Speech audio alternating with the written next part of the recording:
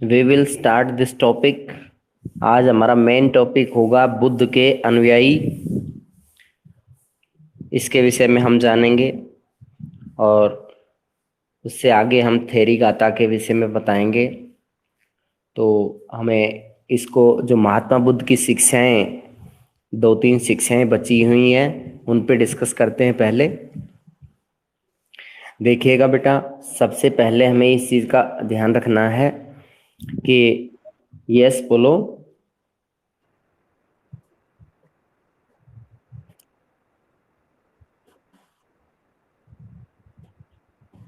Okay. Buddha के द्वारा सिगल को दी गई सलाह की तुलना अशोक के द्वारा उसकी प्रजा अध्याय 2 में दी गई सलाह से करें। क्या आपको कुछ समानताएं और असमानताएं नजर आती हैं? महात्मा बुद्ध ने सिगल को क्या क्या किस किस तरह की सलाह दी है, वो अभी हमने आपको डिस्कस किया था। अभी थोड़ा सा इसमें बचा भी हुआ है, उसको हम पढ़ते हैं, फिर उसके बाद में क्लियर हो जाएगा। और उसमें राजा अशोक के द्वारा आम जनता के लिए जो सलाह दी गई थी, वो उन्होंने प्रेशर नहीं क्रिएट किया था कि भी सभी लोग बौद्ध धर्म को अपनाएंगे, ऐसा कुछ नहीं कहा था उन्होंने। और ना ही महात्मा बुद्ध ने किसी को ऐसे प्रेशराइज किया है। यहाँ ये चीज़ तो समानता हो सकती है, लेकिन जो सामाजिक विभेद की बातें हैं, सामाजिक विविधता वाली बातें हैं, उनको दूर करने के लिए जरूर ये सलाह दे रहे हैं। तो ये इनकी बहुत अच्छी बात है। तो मेन है बेटा कि समाज की बुराइयों को दूर करना चाहते हैं दोनों ही, चाहे वो महान राजा अशोक हो या फिर महात्मा बुद्ध हो। यहाँ सिगल के बारे में विचार आप देख सकते हैं। ये जो टॉपिक था इसके विषय में था कि नौकरों के प्रति एक मालिक का बिहेव कैसा होना चाहिए। अच्छा व्यवहार होना चाहिए, मजदूरी उचित देनी चाहिए उसे उसे काम उसकी क्षमता के अनुसार दें, बीमार पड़ने पे उसकी मदद करें, उसकी देखभाल करें, अच्छा स्वादिष्ट भोजन मिल बांट के खाएं और छुट्टी समय पे उनको प्रोवाइड कराएं। और उसके बाद में श्रमणों के बारे में बताया है कि जब भी कोई ब्राह्मण या श्रमण आपके दरवाजे पे आता है तो दरवाजा हमेशा खुला रखें। मन से, कर्म से उनका पूरी तरह से, वचन से सम्मान करें और उनको उनकी दिन प्रतिदिन की जो ज़रूरत की चीज़ें हैं वो उनको प्रदान करें। और ऐसी ही जो एडवाइस है माता पिता, शिक्षक और पत्नी के लिए भी उन्होंने की है। तो यहाँ पर इस तरह के जो एडवाइस दिए गए हैं वो एडवाइस महात्मा बुद्ध के एडवाइस जो सिगल के माध्यम से प्रदान किए गए हैं, तो वो एडवाइस वहाँ नहीं देखने को मिलते हैं। लेसन 2 में अभिलेख के जरिए वो चीज़ हमें पता चल रही है, अभिलेखों से ये बात पता चल रही है। अब हम आगे चलते हैं यहाँ से, पेज नंबर 92 ऊपर से। ये आपका रह रहा है, ये कल नहीं हो पाया था। बुद्ध मानते थे समाज का जो निर्माण इंसानों ने किया था, इसमें कोई डाउट नहीं है। अगर हम पॉलिटिकल साइंस के विद्वानों के बातों पे विश्वास करें, जैसे हॉब्स, लॉक, रूसो और बहुत से ऐसे विद्वान हैं, प्लेटो, तो वो भी ये मानते हैं कि मानव समाज कभी प्राकृतिक अवस्था में था, सामाजिक संस्थाएं नहीं होती थी। तो बेटा ये जो इतना बड़ा चेंज यहाँ पे बता रहे हैं, तो वो कैसा रहा होगा उसकी आप कल्पना करके देख सकते हैं यहाँ पर कि बुद्ध मानते थे कि समाज का निर्माण इंसानों ने किया। जब इंसान अवेयर हो गए होंगे तो उस समय इन्होंने ज़रूरत महसूस की होगी कि भी किसी भी तरीके से हम सोसाइटी का गठन करें ताकि आपस में एक दूसरे का कोऑपरेशन हम कर पाएँ। सामाजिक संस्थाएं एक दूसरे को मदद प्रदान करती हैं। किसी भी चीज़ की ज़रूरत होती है या फिर विपरीत परिस्थिति अगर क्रिएट हो जाती है तो उसको भी हैंडल किया जा सकता है। इसलिए उन्होंने राजाओं, गृहपतियों को दयावान और आचारवान होने की सलाह दी। इसलिए उन्होंने क्या सलाह दी है कि राजाओं को भी, जो भी किंग्स हैं वो भी, और जो घर के मालिक हैं वो भी, वो दयावान होने चाहिए और आचारवान होने चाहिए। दयावान कैसे कि वो दयालु व्यवहार उनका सभी मतलब लोगों के प्रति हो। अगर राजा दयालु है तो आम प्रजा के प्रति उसका व्यवहार दयालु हो। और अगर गृहपति दयालु है, अगर गृहपति दयालु है तो वह घर के सभी सदस्यों के प्रति उसका व्यवहार दयालु हो। और जो आचारवान का मतलब होता है उसका चरित्र बहुत अच्छा हो, उसका आचार व्यवहार बहुत अच्छा हो, उसका चरित्र बहुत अच्छा हो, राजा का भी और गृहपति का भी। ऐसा माना जाता था कि व्यक्तिगत प्रयास से सामाजिक परिवेश को बदला जा सकता था, कि अगर कोई पर्सनल एक्सपीरियंस अपना कोशिश करे तो वो अपने सोशल परिवेश को बदल सकता है, अपने आसपास के परिवेश को, सामाजिक परिवेश को बदल सकता है, समाज को चेंज कर सकता है। समाज में कोई बुराई है, अगर उसके खिलाफ कोई मुहिम चलाई जाती है तो डेफिनेटली लोग उससे नफरत करने लगते हैं, उस बुराई से, और उसको धीरे धीरे छोड़ने लगते हैं। तो ये चीज़ समझने की ज़रूरत है कि अगर कोई व्यक्ति व्यक्तिगत स्तर पे भी प्रयास करता है तो डेफिनेटली सामाजिक परिवेश को बदल सकता है। महात्मा बुद्ध ने जन्म मृत्यु के चक्र से मुक्ति, आत्मज्ञान और निर्वाण के लिए व्यक्ति केंद्रित हस्तक्षेप और सम्यक कर्म की कल्पना की। देखिए बेटा, इन्होंने कुछ 4-5 बातें बताई, वो सभी मैं एक्सप्लेन कर रहा हूं आपके सामने। ये अमृता, आवाज आ रही है बेटा? माइक ऑफ करके रखें। महात्मा बुद्ध ने जन्म और मृत्यु के, यस बोलो, आचारवान होता है चरित्रवान, आचार और व्यवहार ये होता है बेटा। अब इसके बाद अगले पैराग्राफ से देखिए बेटा, इसमें कुछ महत्वपूर्ण बातें बताई हैं। महात्मा बुद्ध ने जन्म और मृत्यु के चक्र से मुक्ति, यानी व्यक्ति इस संसार में आता है, फिर वह विभिन्न प्रकार के यानी योनियों में जन्म लेता है, और उसके बाद में उसकी मृत्यु निश्चित होती है, वो फिर मृत्यु को प्राप्त हो जाता है, और फिर दोबारा से उसका जन्म होता है। तो इस तरह की जो बातें हैं, यानी जन्म और मृत्यु का चक्र उसका चलता ही रहता है। तो अगर वह मुक्ति चाहता है तो उसको कठोर तपस्या करनी पड़ेगी, उसको एकांत में रहना होगा, मोह माया त्यागनी होगी और ग्रह त्याग करना पड़ेगा। ये सब उन्होंने बताया। आत्मज्ञान का मतलब अपने आप को जानिए, आप अपने आप को पहचानो कि आप क्या हो। आप ये मत सोचो कि आप सिर्फ एक जीव हो, आप ये भी समझो कि आपके पास विवेक शक्ति है, आपके पास बुद्धि है, जो कि अन्य किसी भी जीव के पास नहीं है। हम अपना भला बुरा सोच सकते हैं, समाज का भला बुरा सोच सकते हैं, कर सकते हैं।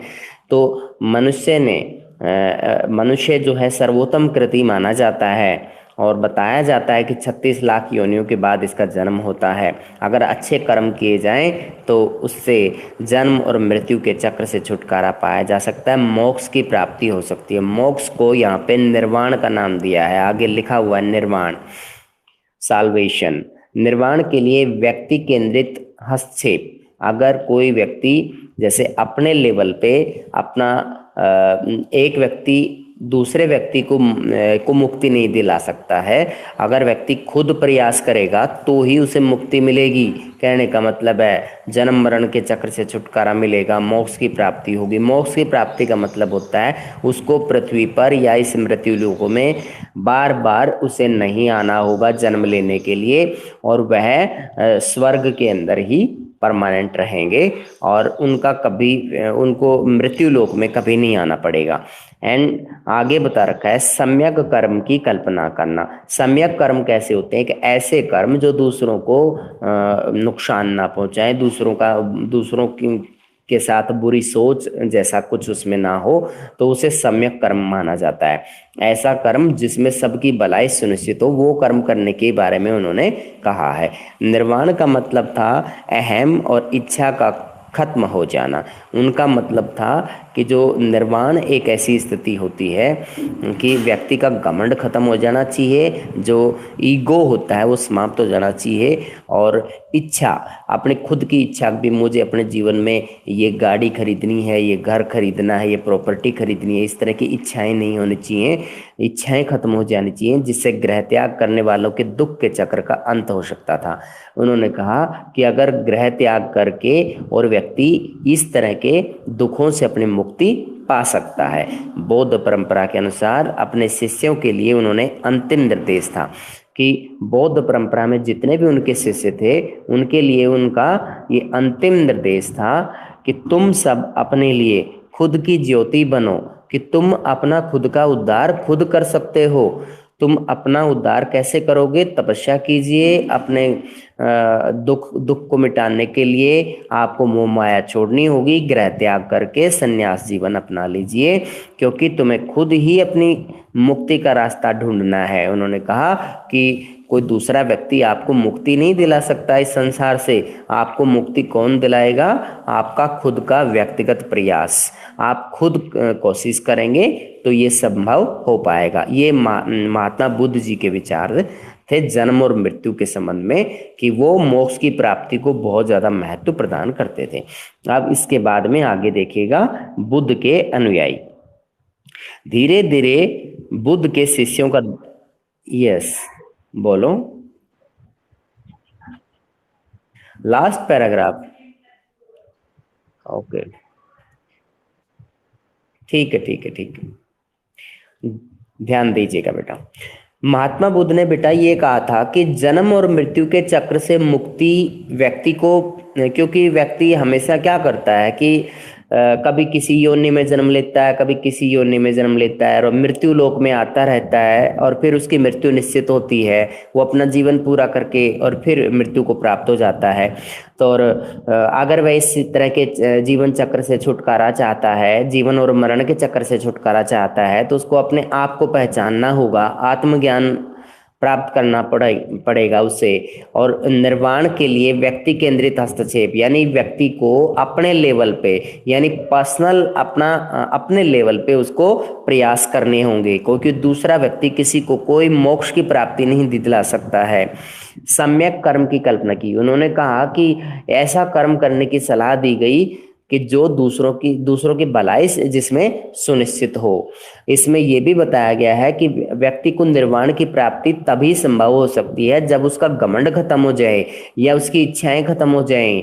और अगर वह अपनी ये दोनों चीजें खत्म कर सकता है, घमंड खत्म हो जाएगा, इच्छाएं भी खत्म हो जाएंगी, तो वह अपना ग्रह त्याग करके और दुख के चक्र से छुटकारा पा सकता है। तो उनका कहना है कि दुख के चक्र से छुटकारा पाने का यही एक तरीका है कि व्यक्ति को गृह त्याग करना पड़ेगा, यानी मोह माया से छुटकारा पाना होगा। बौद्ध परंपरा में जो जितने भी उनके अनुयायी हैं, जितने भी डिसिपल्स हैं, उनके लिए उन्होंने एक इंस्ट्रक्शन जारी किया था कि आप अपने लिए खुद एक ज्योति बनो, यानी तुम अपने आप का जो गाइडेंस जो है, तुम्हारी गाइडेंस कोई दूसरा नहीं करेगा, तुम अपनी गाइडेंस खुद करोगे। यानी खुद अपने बारे में भला बुरा सोचो, जो भी सोचना है आपको, अपने जीवन में आगे बढ़ना है, मोक्ष की प्राप्ति आपको करनी है, तो खुद अपने लेवल पे आपको करनी पड़ेगी। दूसरा व्यक्ति आपको मोक्ष नहीं दिला सकता है। तुम्हें खुद ही अपनी मुक्ति का रास्ता ढूंढना है। इस संसार से अगर आप मुक्ति चाहते हो या मोक्ष की प्राप्ति चाहते हो, तो वो खुद ही अपने प्रयासों से संभव हो पाएगा। बस इतना बताया है इसमें। अब इसके बाद में बुद्ध के अनुयायी, धीरे धीरे बुद्ध के शिष्यों का दल तैयार हो गया। यानी आपने देखा होगा जब हमने इसे स्टार्ट किया था, उसमें बताया गया था कि महात्मा बुद्ध जब तक जिंदा थे तब तक तो कुछ लिखा नहीं गया, लेकिन जैसे ही वो गुजर गए, तो उनके गुजरने के बाद उनका जो रिटर्न रिकॉर्ड है वो भी त्रिपिटक जो ग्रंथ होते थे उनके अंदर डाल दिया गया, और उनसे हमें जानकारी आज तक प्राप्त हो रही है, और हम एक कन्फर्म जानकारी उनके बारे में हासिल कर पा रहे हैं। धीरे धीरे बुद्ध के शिष्यों का दल तैयार हो गया, यानी उनकी संख्या बढ़ती चली गई। इसलिए उन्होंने संघ की स्थापना कर दी। संघ की स्थापना क्यों की? क्योंकि पहले तो उनके शिष्य थे कम, और अब बाद में उनके शिष्य की संख्या जो है बढ़ती चली जा रही थी। इस वजह से उन्होंने एक संघ की स्थापना कर दी। ऐसे भिक्षुओं की एक संस्था जो धम्म के शिक्षक बन गए। यानी भिक्षु कौन है? जो भिक्षा मांग करके और अपना गुजारा करते हैं, साधु संत की भूमिका में होते हैं, एकांतवासी होते हैं, और खास तौर पर कहाँ रहते हैं?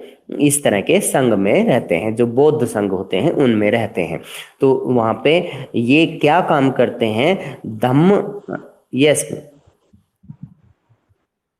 यस, अब रिपीट करो, रिपीट करो, आपकी आवाज कट गई। उषा।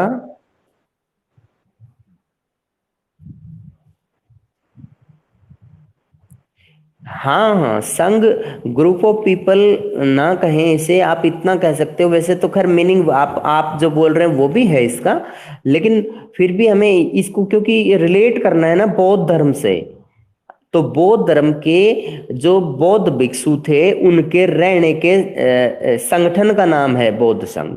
ठीक है, बौद्ध भिक्षुओं के रहने के संगठन का नाम है, एक संस्था कह सकते हो आप इसको, संस्था है ये। ठीक है, इंस्टीट्यूट है ये बेटा। ऐसे भिक्षुओं की संस्था जो धम्म के शिक्षक बन गए। धम्म का शिक्षक मतलब यानी जो महात्मा बुद्ध ने जो नियम लोगों के लिए बताए, बौद्ध धर्म के जो नैतिक सिद्धांत लोगों को बताए, उन लोगों को इस तरह के जो सिद्धांत है लोगों तक पहुंचाने का काम किया। वे श्रमण एक सादा जीवन बिताते थे। श्रमण जो साधु संत की भूमिका में होते थे, बिल्कुल सिंपल लिविंग और हाई थिंकिंग यानी सादा जीवन बिताने वाले व्यक्ति होते थे।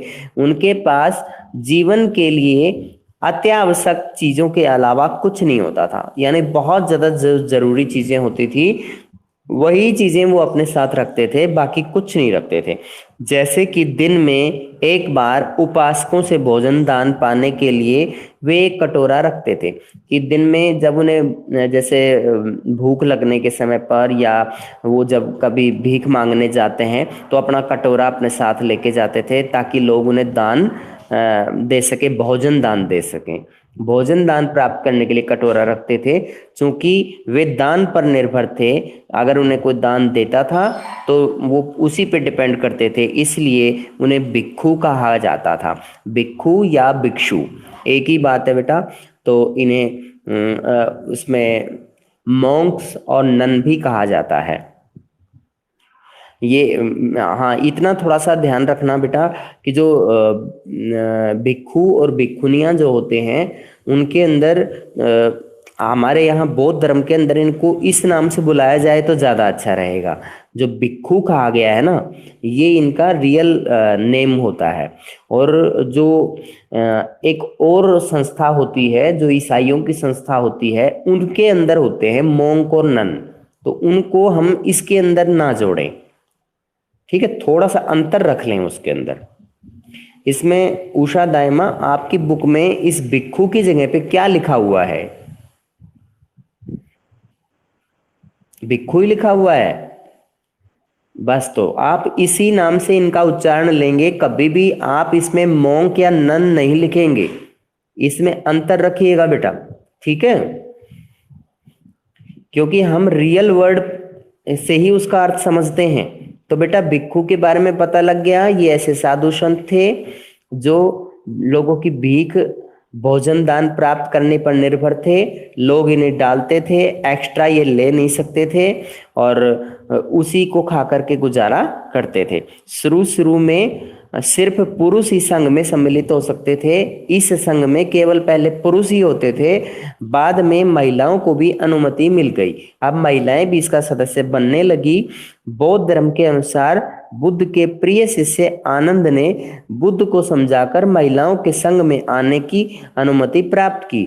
याद रखिए, इसको आप अंडरलाइन कर सकते हैं कि बौद्ध संघ में किसके प्रयासों से अनुमति मिली, तो ये उनके प्रिय शिष्य थे, बौद्ध महात्मा बुद्ध के प्रिय शिष्य आनंद।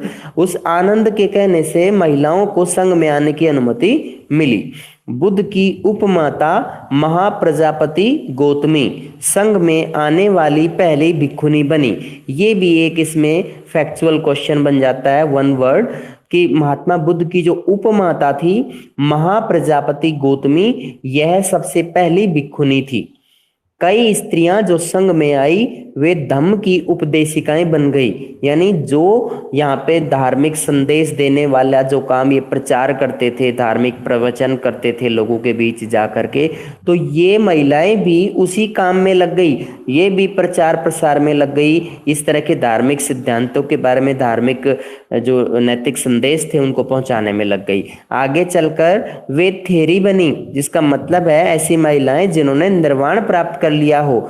अब ये थेरी शब्द यूज किया गया है। थेरी क्या है? थेरी थेरवाद से निकल के आया है, और ये जो थेरवाद थेरवाद जो माना जाता है, ये निर्वाण जिस व्यक्ति ने प्राप्त कर लिया हो उससे संबंधित होता है। तो महिलाओं ने जिसने निर्वाण प्राप्त कर लिया था वो उन्हें कहा गया है कि ये थेरी बन चुकी थी। यानी इन्होंने अपना घर छोड़ दिया था, अपने परिवार से कोई मोह माया नहीं थी इनकी, ये कोई पैसा इकट्ठा नहीं करती थी, ये यानी भीख मांग करके गुजारा करती थी, साधु संतों की तरह प्रवचन करती थी। तो इसके लिए इन्हें थेरी कहा गया है। अब आगे देखिए, बुद्ध के अनुयायी कई सामाजिक वर्गों से आए। जितने भी जैसे उस समय सोसाइटी के अंदर वर्ग थे, सभी वर्गों के लोग जो हैं वो उन्हें अपना गुरु मानते थे। राजा, धनवान, गृहपति, सामान्य जन, कर्मकार, दास, शिल्पी सभी शामिल थे। यानी ये सब समुदाय थे उस समय जो महात्मा बुद्ध के अनुयायी थे। एक बार संघ में आ जाने पर सभी को बराबर माना जाता था, कोई फर्क नहीं था अगर राजा भी आ जाते हैं या फिर कोई दास आ जाता है या शिल्पकार आ जाता है या कोई भी काम करने वाला है, चर्मकार अगर कोई भी, या घर का मुखिया आ जाता है, सामान्य जन आ जाता है, कोई भी व्यक्ति, तो सबको बराबर मानते थे। कोई उनके बीच में बड़ा डिफरेंस, बिल्कुल यहाँ पे डिफरेंस का कोई जिक्र ही नहीं किया गया, सब समान थे। क्योंकि भिक्षु और भिक्षुनी बनने पर उन्हें अपने पुरानी पहचान को त्याग देना पड़ता था। ये नियम था इनका कि अगर कोई भी इसके अंदर एडमिनिस्ट्रेट जिनका एक तरह से जो इसके अंदर आ जाते हैं, इसके अंदर दाखिल हो जाते हैं या इससे जुड़ जाते हैं इस संस्था के साथ, तो उसके बाद में ये अपनी पुरानी पहचान को खत्म कर देंगे। संघ की संचालन पद्धति गणों और संघों की परंपरा पर आधारित थी। उस समय जो छोटे छोटे राज्य हुआ करते थे उनके अंदर गण और संघ जैसी संस्थाएं देखने को मिलती थी। तो संघ संचालन की जो प्रक्रिया थी, यहाँ पे सिर्फ ये बौद्ध संघ का जिक्र यहाँ आपके सामने कर रहे हैं। तो बौद्ध संघों में गणों और संघों की परंपरा चली हुई थी। इसके तहत लोग बातचीत के माध्यम से एकमत होने की कोशिश करते थे। लोग आपस में कम्युनिकेट करते थे, विभिन्न मुद्दों को लेके आते थे, उन पे चर्चाएं होती थी। जिस मुद्दे पर सब लोगों की एक राय हो जाती थी उस मुद्दे को लागू करने की कोशिश करते थे। जिस पे विवाद हो जाता था उससे बचने की कोशिश की जाती थी। अगर यह संभव नहीं होता था तो मतदान के द्वारा निर्णय करते थे। अगर बातचीत से डिसीजन निकल जाए तो ठीक, नहीं तो मतदान होता था। वोटिंग सिस्टम के जरिए डिसीजन लेने का की प्रक्रिया का उल्लेख यहाँ पे किया गया है। अब यहाँ तक आप पढ़ चुके हैं। इसके बाद में आप थेरी गाथा के बारे में देखिए। यस, बोल। ये लास्ट की 3 लाइंस बेटा देखिए, देखिए संघ की संचालन पद्धति गणों और संघों की परंपरा पर आधारित थी। यानी संचालन पद्धति का मतलब होता है कि बौद्ध संघ हैं उनको चलाने की जो पद्धति थी, जो प्रक्रिया थी, वो गणों पे आधारित थी और संघों पे। ये भी संस्थाओं के नाम है बेटा। इसके तहत लोग क्या करते थे कि आपस में मिलजुल करके बातचीत करके किसी भी मुद्दे पर अगर एक मत है तो वो बात लागू होती थी समाज के अंदर, सोसाइटी में या संघ में। खास तौर पे संघ का जिक्र हम पढ़ रहे हैं बार बार, पूरे सोसाइटी का नहीं पढ़ रहे हैं। तो ये जब भी कोई बात निर्णय लेनी होती थी तो सारे मिल बैठ करके एक राय होने पर वो चीज लागू करते थे। और अगर निर्णय नहीं होता था तो मतदान प्रक्रिया के द्वारा भी उसका निर्णय निकाला जाता था। यानी वोटिंग सिस्टम से भी उस का निर्णय निकालते थे। और वोटिंग में जिसके पास ज्यादा वोट आ जाते होंगे तो वो उसका निर्णय लागू हो जाता होगा। ऐसे रहा हो। अब आप बोल।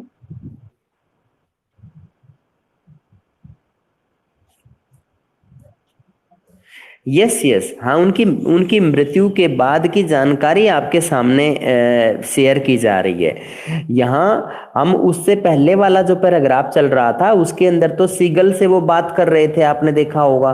तो उस समय तो वो एक ऐसा उल्लेख किया गया है जिसमें उस समय महात्मा बुद्ध जैसे सामने सीगल के बैठे हैं, वो उनको एडवाइस कर रहे हैं कि आपको ऐसा करना है, ऐसा करना है, तो वो तो उनके आपस में कम्युनिकेशन है, बातचीत बता रहे हैं। लेकिन जो भी उनके बारे में जानकारी मिल रही है, ये सारी जानकारी बाद में लिखी गई है, इसमें कोई दो राय नहीं है। जानकारी सारी बाद में लिखी गई है। पहले बेटा मौखिक रूप से इनको ध्यान में रखते थे अनुयायी, लेकिन मौखिक चीजें जो हैं भूलने के चांसेस ज्यादा थे, इसलिए अनुयायियों ने बाद में लिखना शुरू कर दिया उनकी मृत्यु के बाद। अब हम थेरी गाथा के बारे में जानेंगे। ये देखिएगा थेरी गाथा, ये अनूठा बौद्ध ग्रंथ सुत्त पिटक का एक हिस्सा है। याद रखिए जो थेरी गाथा है ये किसका हिस्सा है? सुत्त पिटक जो ग्रंथ है, हमने 3 पिटक के बारे में पढ़ा था, सुत्त पिटक, अभिधम्म पिटक और विनय पिटक। तो उनमें से एक है ये सुत्त पिटक। सुत्त पिटक का हिस्सा है थेरी गाथा, उसके अंदर से विवरण ढूंढा गया है। इसमें भिक्षुनियों के द्वारा रचित छंदों का संकलन किया गया है, यानी जो भी महिलाएं इसका सदस्य बनी हुई थी इन संघों के अंदर, इन भिक्षुनियों के द्वारा कुछ छंद लिखे गए हैं। इससे महिलाओं के सामाजिक और आध्यात्मिक अनुभवों के बारे में अंतर्दृष्टि मिलती है। इससे क्या पता चलता है कि महिलाओं के सामाजिक अनुभव कैसे थे, उनके आध्यात्मिक सोच कैसी थी, देवताओं के बारे में, आत्मा परमात्मा के बारे में उनकी कितनी जानकारी थी, योग साधना के बारे में कितनी जानकारी थी, उसकी हमें एक झलक मिल जाती है। अंतर्दृष्टि का मतलब होता है एक झलक मिलती है हमें। पुन्ना नाम की एक दासी अपने मालिक के घर के लिए प्रतिदिन सुबह नदी का पानी लाने जाती थी। कौन है ये महिला? पुन्ना। पुन्ना नाम की एक दासी है, घर के अंदर काम करती है, जो अपने घर के गृहपति के लिए पानी लेने के लिए नदी पर जाती है। वहां वह हर दिन ब्राह्मण को स्नान कर्म करते हुए देखती थी। एक ब्राह्मण वहां पे स्नान करने आते थे, वह उन्हें देखती थी। एक दिन उसने ब्राह्मण से बात की। एक दिन उसने क्या किया? उस ब्राह्मण से बात की। निम्नलिखित पद्य की रचना पुन्ना ने की थी, जिसमें ब्राह्मण से उसकी बातचीत का वर्णन है। यानी ये उसी दासी के द्वारा लिखा हुआ विवरण है, जिसके बारे में, यानी वो ब्राह्मण से उनकी जो बातचीत हुई वो उस महिला ने लिखा था। अब आगे देखिए, मैं जल ले जाने वाली हूं, कितनी भी ठंड हो मुझे पानी में उतरना ही है, सजा के डर से या ऊंचे घरानों की स्त्रियों के कटु वाक्यों के डर से। हे ब्राह्मण, तुम्हें किसका डर है जिससे तुम जल में उतरते हो, जबकि तुम्हारे अंग ठंड से कांप रहे हैं? तो ये महिला क्या कहती है कि मैं तो मजबूर हूं, मैं एक दासी हूं, और दासी होने के उपरांत मुझे तो काम के लिए कहा जाता है, मुझे पानी में उतरना ही होता है, चाहे कितना भी ठंडा पानी हो, क्योंकि ऊंचे घरानों की जो महिलाएं हैं जिनके यहाँ पे मैं काम करती हूँ, वो मुझे टिकने नहीं देंगी, वो मुझे कड़वे जो वाक्य मेरे को सुनाएंगी, तो उनका मुझे डर लगता है, और इस तरीके से मैं अपने पनिशमेंट के डर से ये कर रही हूँ। लेकिन हे ब्राह्मण, तुम्हें किस बात का डर है? तुम इतने ठंडे पानी में, जब आपके अंग अंग कांप रहे हैं और आप इस पानी में उतर रहे हो। आगे देखिए, ब्राह्मण बोले। ब्राह्मण ने क्या जवाब दिया? मैं बुराई को रोकने के लिए अच्छाई कर रहा हूँ। बूढ़ा या बच्चा जिसने भी कुछ बुरा किया हो, जल में स्नान करके मुक्त हो जाता है। ब्राह्मण बोल रहे थे कि मैं बुराई को रोकने के लिए कुछ अच्छा काम कर रहा हूँ, कि कोई भी बूढ़ा है या कोई भी बच्चा है, जवान है, कोई भी जिसने भी अपनी लाइफ में कुछ गंदा या कुछ भी बुरा कर्म किया है, तो वह अगर नदी में स्नान, जल में स्नान कर लेता है तो वह पवित्र हो जाता है, वो उस पाप से मुक्त हो जाता है, उसका कहना यह है। लेकिन इस बात से यह महिला संतुष्ट नहीं होती, और उसने आगे क्या कहा? पुन्ना ने कहा, यह किसने कहा है कि पानी में नहाने से बुराई से मुक्ति मिलती है? वैसा हो तो सारे मेंढक और कछुए स्वर्ग चले जाएंगे, साथ में पानी के सांप और मगरमच्छ भी चले जाएंगे, और इसके बदले में वे कर्म ना करें जिनका डर आपको पानी की ओर खींचता है। हे ब्राह्मण, अब तो रुक जाओ, अपने शरीर को ठंड से बचाओ। तो ये पुन्ना नाम की जो महिला है, इसको सही एडवाइस कर रही है कि पानी में नहाने से इस तरह के पाप कर्म नहीं धुलते, बुराई समाप्त नहीं होती है, इस बुराई से मुक्ति नहीं मिलती है। उनका कहना यह है कि अगर इस तरह का करने से ये सब होता, तो जो पानी में रहने वाले मेंढक हैं, कछुए हैं, या सांप जो हैं, तो वो तो सीधे स्वर्ग चले जाएंगे, मगरमच्छ भी सीधे स्वर्ग चले जाएंगे, उन्हें तो कुछ मतलब वो तो पवित्र ही है इसका मतलब इसके। और अगर आप कर्म अच्छे नहीं करते हो और फिर उसके ऊपर से आपको ये डर भी सता रहा है आपको, एक तो कर्म अच्छे नहीं कर रहे हो, फिर ऊपर से डर भी लग रहा है आपको, और आपको ये डर जो है ना, जो मतलब अभी मैंने कुछ गलत किया है, ये डर आपको पानी की तरफ खींच के लाता है कि आप स्नान करें। बाकी ऐसा कुछ नहीं है। ब्राह्मण अपने अपने आप को ठंड से बचाओ और अब आप रुक जाओ। तो बुद्ध की कौन सी शिक्षाएं इस रचना में नजर आती हैं, यहाँ इसके अंदर आपको क्या क्या नजर आता है? इसमें महात्मा बुद्ध जी की कौन कौन सी ऐसी शिक्षाएं हैं, महात्मा बुद्ध की शिक्षाओं पे सब पे प्रकाश डाल दिया गया था। तो इनके अंदर तो बेटा ऐसा जैसे इसके अंदर क्या क्या बातें हमें पता चल रही हैं। एक तो उनका ये था कि महात्मा बुद्ध ने माना है कि भाई ग्रह त्याग करो और कर्म अच्छे रखो, लेकिन यहाँ पे इसमें तो कर्म जो ब्राह्मण है शायद उसने कोई कर्म अच्छा नहीं किया होगा, इसीलिए वो डर करके स्नान करने के लिए कंटिन्यू ठंडे पानी में उतर रहा है। महिला का जवाब सही है, महिला का गलत जवाब नहीं है। उसने सही एडवाइस किया है कि व्यक्ति का अगर कर्म अच्छा होता है तो उसका डेफिनेटली कभी ना कभी फल अगले जन्म में कभी तो मिलता ही है।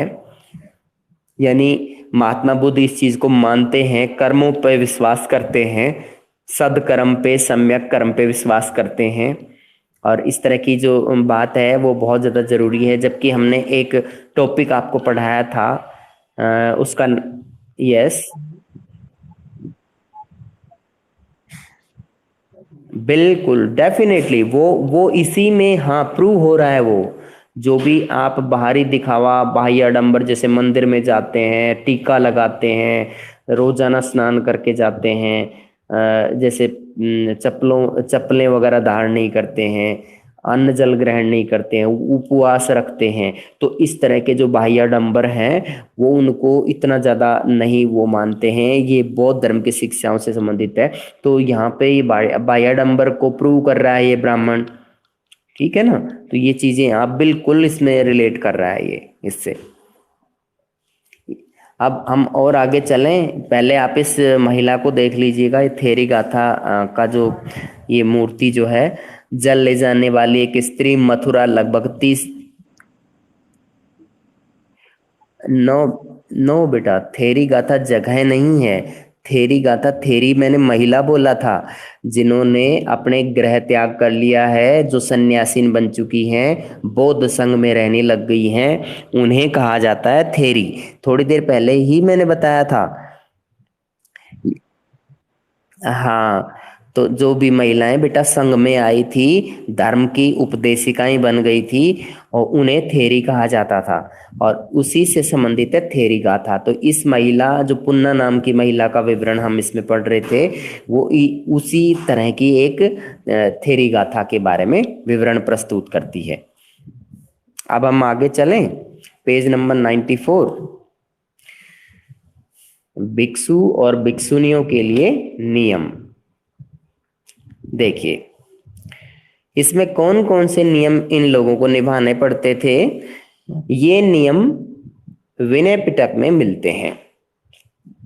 कहाँ मिलते हैं बेटा? विनय पिटक। देखो बार बार ये बौद्ध धर्म के जो त्रिपिटक सिद्धांत है उनका नाम बार बार आ रहा है। आपने देखा होगा ना, बहुत से ऐसे एग्जाम्पल्स आए जिनके अंदर इनका नाम बार बार आ रहा है। तो तीनों का नाम जरूर याद रखिएगा। मैंने उसको अंडरलाइन भी करवाया था कि भाई इसके अंदर क्या जानकारी दी गई है, इसमें क्या जानकारी दी गई है। आगे देखिए बेटा, इसके अंदर ध्यान रखिए, विनय पिटक में भिक्षुओं और भिक्षुणियों के लिए नियम निर्धारित किए गए हैं कि उनको जीवन कैसे जीना है, कौन कौन से नियमों का पालन करना है जो बौद्ध संघ में रहने वाले लोग हैं। जब कोई भिक्षु एक नया कंबल या गलीचा बनाएगा, अब बेटा इस तरह के जो क्वेश्चंस हैं उनको तो आप बिल्कुल अपनी सादी लैंग्वेज के अंदर पॉइंट बनाते हुए फटाफट नोट कर लो। ये बिल्कुल बहुत वैसा का वैसा क्वेश्चन है, कोई जरूरी नहीं है आपको किसी गाइड की, कोई सिंपल लैंग्वेज में लिख दीजिए। जब कोई भिक्षु एक नया कंबल या गलीचा बनाएगा तो इसे इसका प्रयोग कम से कम 6 वर्षों तक करना पड़ेगा, और यदि वह 6 वर्ष से कम अवधि में वह बिना भिक्षुओं की अनुमति के एक नया कंबल या गलीचा बनवाता है, तो चाहे उसने अपने पुराने कंबल या गलीचे को छोड़ दिया हो या नहीं, नया कंबल और गलीचा उससे ले लिया जाएगा और इसके लिए उसे अपराध स्वीकार करना होगा। यानी इनका कहना क्या है, क्या कंडीशन है कि लगभग कितना रहना चाहिए, 6 साल तक उसको एक बार जो कंबल मिल जाता है उसको 6 साल उसे चलाना होगा, और अगर उसका कंबल फट गया है या वो बेकार हो चुका है, उसको गलीचा उसको बनवाना है, कोई भी चेंज करना है उसे, तो उसको क्या करना पड़ेगा, परमिशन लेनी होगी, भिक्षुओं की अनुमति लेनी होगी जो उससे सीनियर हैं, वहां पे जो काम करने वाले साधु संत हैं उनसे अनुमति लेनी होगी, और तब वो ऐसा करेगा। और अगर ऐसा नहीं करता है और बीच में उसने चेंज कर लिया, नया कंबल भी ले लिया, उसका पहले वाला फटा भी नहीं है, तो फिर उसको अपना अपराध स्वीकार करना पड़ेगा। अब इसके बाद बेटा पनिशमेंट तो ऐसा है कि हो सकता है कि भी इस तरह के बौद्ध संघ से इन्हें बाहर निकाल दें, या फिर कुछ समय के लिए इनको कोई जैसे सामाजिक बहिष्कार रख दें, जैसे वहां पे जो साधु संत आपस में हैं वो उन्हें थोड़ा बहुत बोलना बंद कर दें, इस तरह का कुछ रखें। इसमें इस तरह का पनिशमेंट की चर्चा तो कहीं भी नहीं कर रखी, लेकिन हाँ नियम बता रखे हैं बेटा, हम अनुमान लगा सकते हैं बस उसके विषय में, तो कहीं पनिशमेंट नहीं बताया कि इस तरह के जो भिक्षु हैं उनके लिए अगर ऐसा होता है तो कैसे करें। अब आगे देखिए, यदि कोई भिक्षु किसी गृहस्थ के घर जाता है, मान लीजिए किसी घर के अंदर, क्योंकि भीख मांग के गुजारा करते थे, तो ये किसी के घर जाते हैं, मान लीजिए उसे टिकिया या पके अनाज का भोजन दिया जाता है। टिकिया का मतलब होता है, जैसे यहाँ टिकिया किसे कहा गया है, आपने देखा हो गर्मियों के सीजन के अंदर लोग एक मोटी वो रोटी बनाते हैं एक अलग तरीके से, जिनको अपने देसी लिहाज में टीकड़ा बोलते हैं या फिर बाटी बोलते हैं, तो उस तरह का इनको दिया जाता था, या फिर अनाज का भोजन इन्हें बना के देते थे। यदि उसे इच्छा हो तो वह 2 से 3 कटोरा भर ही स्वीकार कर सकता है, यानी ज्यादा नहीं ले सकता है, 2 या 3 कटोरे ले सकता है उनसे अनाज के रूप में। यदि वह इससे ज्यादा स्वीकार करता है तो उसे अपना अपराध स्वीकार करना होगा। इसका मतलब है वो लालची है, और लालच से छुटकारा दिलाने के लिए तो उसको बौद्ध संघ में लाया गया है, इसीलिए अब उसको ऐसा अपना अपराध जो है स्वीकार करना होगा। 2 या 3 कटोरे पकवान स्वीकार करने के बाद उसे इन्हें अन्य भिक्षुओं के साथ में बांटना होगा, यही सम्यक आचरण है। याद रखिए बेटा, जो सम्यक वर्ड आता है उसका मतलब मेन यही है कि उसमें अपने लिए ना करके सबके लिए कोई काम करना। 2 या 3 कटोरे से ज्यादा अगर उसने कोई पकवान ले लिए तो वो सब सारे भिक्षुओं के साथ में मिल बांट के उनको खाएगा, इस तरह का आचरण उसको करना होगा, यही सम्यक आचरण है। तो ये पहले पॉइंट में यूज कर लेना, ये सेकंड पॉइंट में यूज कर लेना। अब आगे तीसरे पॉइंट में देखिए, और अगर आप इनके पॉइंट्स बढ़ाना चाहो तो आप बढ़ा भी सकते हो, कोई जरूरी नहीं कि ये सारा एक ही पॉइंट में आ जाए, आप इसके अंदर बना दीजिए, बीच बीच में 1 पॉइंट ऊपर 1 पॉइंट बीच में, इसी तरह से इसमें। उसके बाद यदि कोई भिक्षु जो संघ के किसी विहार में ठहरा हुआ है, अगर कोई भी भिक्षु है जो संघ के किसी विहार के अंदर संस्था में ठहरा हुआ है, प्रस्थान से पहले अपने बिछाए गए या बिछवाए गए बिस्तरे को ना तो समेटता है, ना तो खुद समेटता है, ना ही समेटवाता है, और यदि वह बिना विदाई लिए चला जाता है तो अपराध स्वीकार करना होगा। अब कि अगर कोई भी भिक्षु संघ के किसी मान लीजिए वो है तो किसी दूसरे संघ का, और वो घूमने के लिए चला गया किसी दूसरे विहार में, तो वहां जाने के बाद उसको जो बिस्तरे दिए गए उसने बिछवा लिए, फिर उनको समेट के नहीं गया या समेटवाया नहीं, तो उसको भी इसमें भी अपना अपराध स्वीकार करना होगा। तो क्या आप बता सकते हैं कि ये नियम क्यों बने? ये नियम इसलिए बने ताकि ये लोग अपने नियमों से चल पाएं। अगर इनके लिए ये नियम निर्धारित नहीं करते तो यहाँ भी अव्यवस्था का माहौल होता, और जैसा समाज के अंदर होता है तो वही अब इनको नियंत्रित जीवन जीने की सलाह जो महात्मा बुद्ध के द्वारा दी गई थी, तो उससे कहीं ना कहीं इन पे फर्क पड़ रहा था। और ये एक इनके लिए इनको जीवन जीने का सही तरीका आ रहा था। अब आगे चलते हैं 94 पेज पे, नीचे देखिएगा। बुद्ध के जीवन काल में और उनकी मृत्यु के बाद भी बौद्ध धर्म तेजी से फैला। यानी ऐसा नहीं कि महात्मा बुद्ध जब जिंदा थे तब उनके जीवन काल में बौद्ध धर्म नहीं फैला हो, उस समय भी फैल रहा था, और उनकी मृत्यु के बाद भी बौद्ध धर्म बहुत तेजी से फैला है। इसका कारण यह था कि लोग समकालीन धार्मिक प्रथाओं से असंतुष्ट थे। यानी जो समाज में धार्मिक प्रथाएं ऑलरेडी मौजूद थी उसे तंग आ चुके थे, लोग असंतुष्ट थे। उस युग में तेजी से हो रहे सामाजिक बदलावों ने उन्हें उलझनों में बांध रखा था। बहुत से सामाजिक बदलाव उस समय देखने को मिल रहे थे और उन सामाजिक बदलावों ने लोगों को उलझन में डाल दिया था। बौद्ध शिक्षाओं में जन्म के आधार पर श्रेष्ठता की बजाय जिस तरह अच्छे आचरण और मूल्यों को महत्व दिया गया, उससे महिलाएं और पुरुष इस धर्म की तरफ आकर्षित हो गए। पहले क्या था, जितने भी समाज थे उनके अंदर जन्म के आधार पर श्रेष्ठता को ज़्यादा महत्व देते थे। अगर ऊंचे वर्ग में जन्म है, ऊंची जाति में जन्म होता है तो उसको ज़्यादा महत्व देते थे। जैसे आपने वर्णों के विषय में, जातियों के विषय में लेसन नंबर 3 में पढ़ लिया था। तो इस तरह के आचरण हमारे समाज के अंदर मौजूद थे। लेकिन जब बौद्ध धर्म का जो प्रचार प्रसार हुआ तो उन्होंने जन्म के आधार पर इस तरह का वर्गीकरण जो है उसको नकार दिया, और जिन्होंने कहा कि जो व्यक्ति जैसा आचरण करता है, जैसे मूल्य अपनाता है, तो वो उसको उसका पद प्रदान करेंगे, उसको धार्मिक आस्था प्रदान करेंगे, उसको प्रतिष्ठा समाज के द्वारा उस तरीके से दी जाएगी। खुद से छोटे और कमजोर लोगों की तरफ मित्रता का भाव होना चाहिए। अगर कोई बड़े पद पे काम करता है या कोई शक्तिशाली व्यक्ति है तो कमजोर लोगों की मदद करे, अपने से छोटे पद पे काम करने वाले लोगों के लिए मददगार साबित हो, करुणा का भाव उसके दिल में हो, दया भावना हो, आदर्श काफी लोगों को भाए और उसके विचार ऐसे हों जो ज्यादा से ज्यादा लोग उसके विचारों को पसंद करें। तो पुन्ना जैसी दासी संघ में क्यों जाना चाहती थी? बताओ बेटा, ये क्वेश्चन चर्चा कीजिए में इन्होंने डाला। तो यहाँ पे ऐसा क्या है जो पुन्ना जैसी दासी संघ में जाना चाहती थी? क्योंकि वह बौद्ध भिक्षुनी बनना चाहती थी और उसको पता था कि रियल में ये चीजें क्या है। जबकि जो ब्राह्मण था वो इस तरीके से उनका कोई नाता नहीं था, और कहीं ना कहीं पुन्ना जो है बौद्ध धर्म को पसंद करती है। वो पता है उसे वो दासी है, उसको कभी सम्मान नहीं मिलेगा। ऊंचे घरानों की महिलाएं उसको हमेशा सामाजिक बहिष्कार करेंगी, भेदभाव दिखाएंगी, और अगर सामाजिक भेदभाव से मुक्ति चाहिए तो बौद्ध संघ में शामिल हो जाएगी, तो उसको कम से कम समानता का दर्जा तो मिलेगा।